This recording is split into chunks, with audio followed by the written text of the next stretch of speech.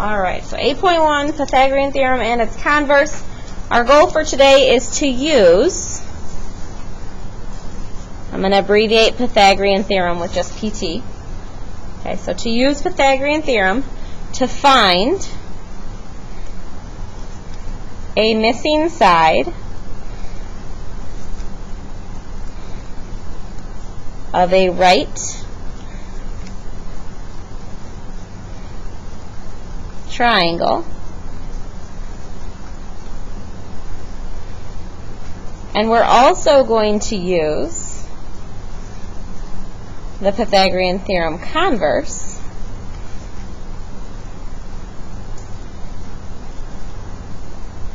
to identify if a triangle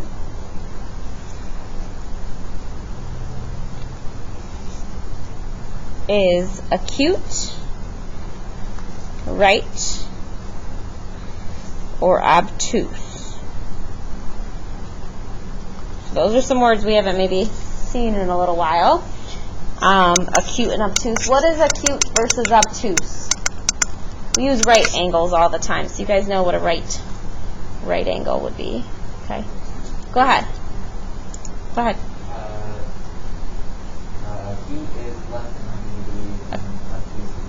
Acute is less than 90-degree angle, and obtuse is more than 90-degree angle. A right angle is a 90-degree angle. So if we're talking about an acute triangle, we're going to have all angles that are less than 90 degrees. If it's a right triangle, it's going to have one angle that is a right angle. And if it's an obtuse triangle, it's going to have one obtuse angle. Okay, you can't have all obtuse angles because, well, triangle can only add up to 180. So one of the angles is bigger than 90.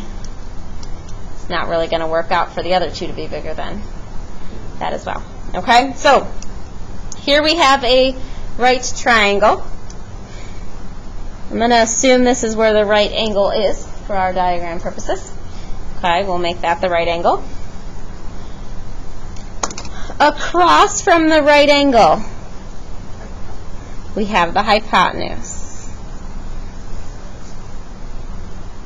It's very important that we can identify where the hypotenuse is based on the right angle. So find the right angle, go across from it, that's your hypotenuse. Okay? Anyone know what the other two sides are then labeled? Go ahead. Legs.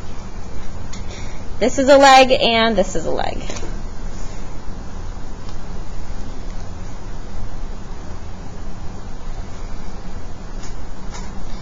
The Pythagorean theorem says that if a triangle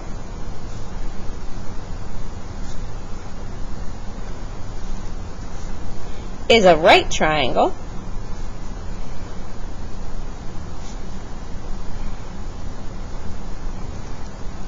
then a squared plus b squared must equal c squared. What I like to say, though, instead of a squared plus b squared equals c squared, oh, sorry, you guys can't see that very well. Instead of saying that, I like to write it as leg squared plus leg squared equals the hypotenuse squared. The reason is because you have to figure out which side would be the C, right? And sometimes diagrams like to try and trick you, and they'll label a leg as a C, and this is an X, and this is a Y, and they make all these funky variables, because they can, and you would then have to say, okay, which one's going to be my A, which one's going to be my B, which one's going to be my C, and then the letters will throw you off, because these variables may not match the variables in your diagram. Okay? So I like to use leg squared plus leg squared equals hypotenuse squared, because what I do is I find my hypotenuse, I circle it, label it hypotenuse. The other two are legs, and they always fit in my equation. We did talk a little bit about Pythagorean theorem way back. Does anyone remember when this came up before? Not the CPCTC. Way back in Unit 1, the second part of Unit 1, we talked about midpoints and distances. Anyone remember that? And we had to use the distance formula. And that's where the distance formula came from, was Pythagorean theorem. So we actually have had a little bit of practice with Pythagorean theorem this year, but we did not focus on it much. I gave you a formula to use, explained to you that it came from Pythagorean theorem, but now we're really going to get in the nitty-gritty of Pythagorean theorem today. Okay? So I am going to put some labels on these two diagrams. And this one has a 4 here, a 7 here, and this here is an A. And we have to solve for A. Now, this is exactly why I said I like to use leg squared plus leg squared equals hypotenuse squared. Can anybody tell me why? Go ahead. We don't know which one is the right angle. Oh, sorry, I was also supposed to label that when I labeled these. This is your right angle. So that was given to you. This right angle and those 3 labels, those are all given to you. Okay. But why is it that I told you that this is going to be much more useful than a squared plus b squared equals c squared? Go ahead. The hypotenuse is not always labeled as c. Instead, a is supposed to be what? A leg. What is it in this diagram? The hypotenuse. And then you get all thrown off and you're like, oh my gosh, this is not okay. So what I do is I go through and I find my right angle, go across from that, and what is this side right here? Hypotenuse. Label it. Hypotenuse. That means this is a leg, and this is a leg.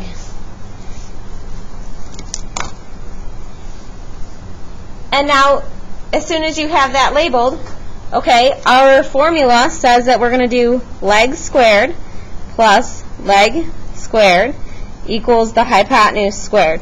What's one of the legs? 4. It doesn't matter which one you pick first. 4 squared plus what's the other leg? 7 equals what's the hypotenuse? A. So we'll just leave it a squared. Technically, you don't need parentheses on that one, but I accidentally wrote them in already. Okay. So we're going to go ahead. We're going to solve for this. 4 squared is 16 plus 7 squared is 49 equals a squared. Add 16 and 49 together. 65 equals a squared. All right. A is not alone. How do you undo something that's being squared? Square root it. So we are going to take the square root of both sides here so that we get a by itself. A is the square root of 65. We're not going to our calculator quite yet. Okay? We have to simplify this. We have to leave our answer exact, meaning we can't round it. If we put it in our calculator, it's going to give us a decimal. We'll have to round it. So, is there a perfect square that goes into 65? So, skip 1. Does 4 go into it?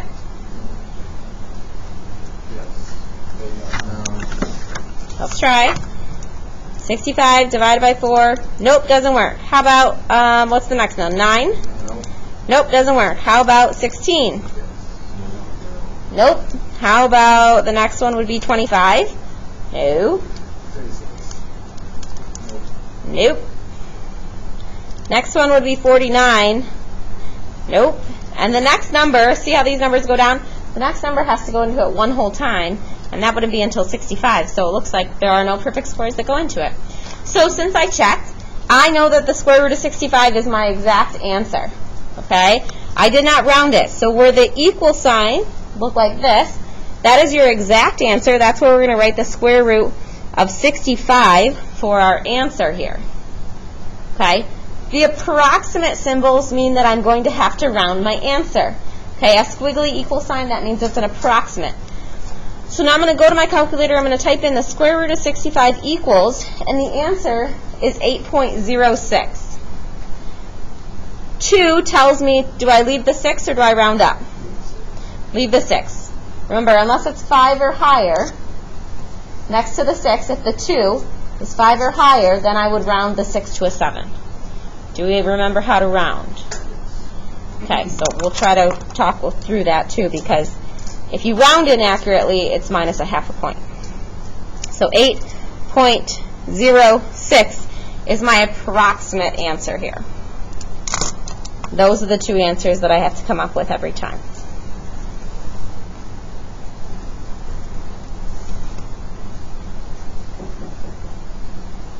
So far, so good? Okay, so one thing that people tend to do is they try to tell me that a leg plus a leg will equal a hypotenuse. And so what they'll try to do is they'll try to square root these separately to get 4 plus 7 again, and tell me that the A value is 11. Okay, that does not work. And you can see that because we did not get that. Right?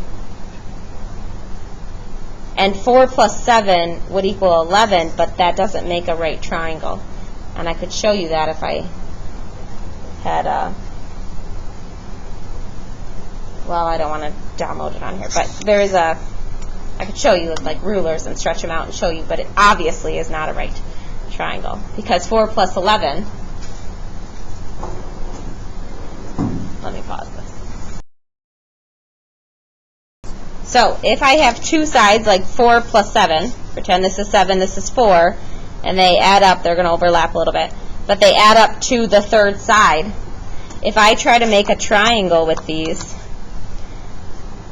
it definitely does not make a right triangle because these two at the ends, which we talked about this with our rules for that third side, but there's no way, these won't touch until you get to like being flat.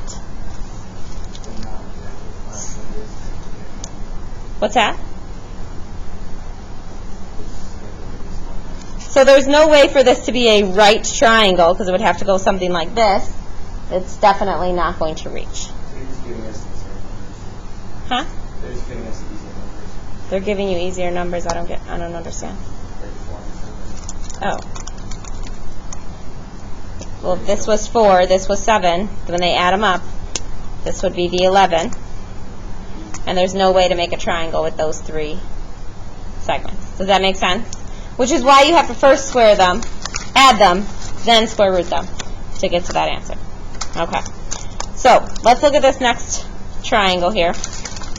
And what's given to us on this one is that this side here is C, this side here is 6, this side here is 8.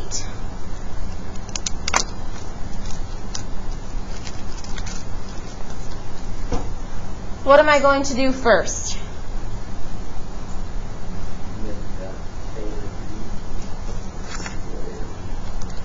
What am I going to do first? What was the first thing I did on this one over here? Labeled. Which ones are the legs? Which ones are the hypotenuse? C is a leg, so this is a leg. What's this one over here? A leg. What's this one here? Hypotenuse, because it is across from that right angle. Let's go across from the right angle. There's your hypotenuse. Usually I label that one first, and then I just label the other two legs.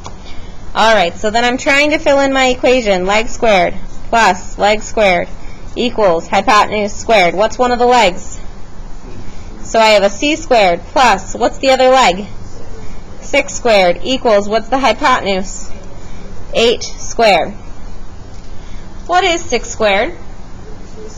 So I have C squared plus 36 equals, what's 8 squared? 64. I'm working at, I have to get C squared by itself so that I can solve for it. What am I going to do? Subtract 36 on both sides. So I'm going to get C squared alone on the left. What is 64 minus 36? 28. Now is C alone? Almost. It has a squared on it, though, so how do we undo something that's being squared? Square root both sides. When you square root the left side, you're going to be left with C. On the right side, we're going to leave it the square root of 28, because I don't want to go right away to typing that into my calculator. because I want my exact answer. Okay. If I went right away and typed it in my calculator, the square root of 28, cool. What's it going to give me, though?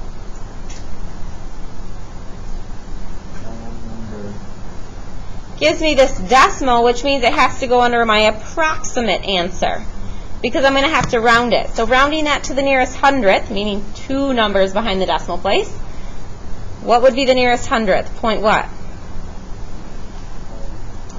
5.29. 1 is the next number. So do we leave it 29 or do we round that up? Leave it. That one tells us to leave it. So I can see that my approximate is going to be 5.29, but I still have to figure out what my exact is. And I'm not just going to write the square root of 28 because I have to see if I can simplify the square root of 28. Is there a perfect square that goes into 28? What perfect square? 4. So I'm going to write this, the square root of 4 times the square root of what? 4 times what gets you 28? Okay. Can you take the square root of 4? Yeah, that's why you chose it, because it was a perfect square. What is the square root of 4? 2.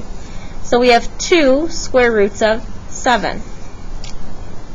Okay? That's why we had to practice simplifying radicals, because it's important that we know how to simplify them for our answers here. I can double check this, though. When I took the square root of 28, I got my approximate answer. If I type in 2 square roots of 7, I should have the same approximate answer. And I do, so I must have done it right. Okay. The backside talks about the converse. However, that does not go with assignment number 1. So what I'm going to have you guys do now is work on assignment number 1. You'll notice that it says for find each missing length. All measurements are in centimeters. Use the symbol, the approximate sign, for approximate answers and round to the nearest tenth of a centimeter. So a tenth is how many numbers behind the decimal? 1 number behind the decimal.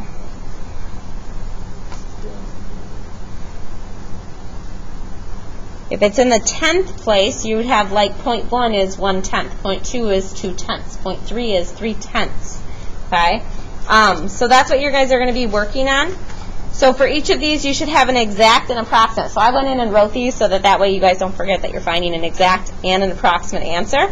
Make sure that you simplify the exact answer. Okay? The one with the squiggles, this is the decimal.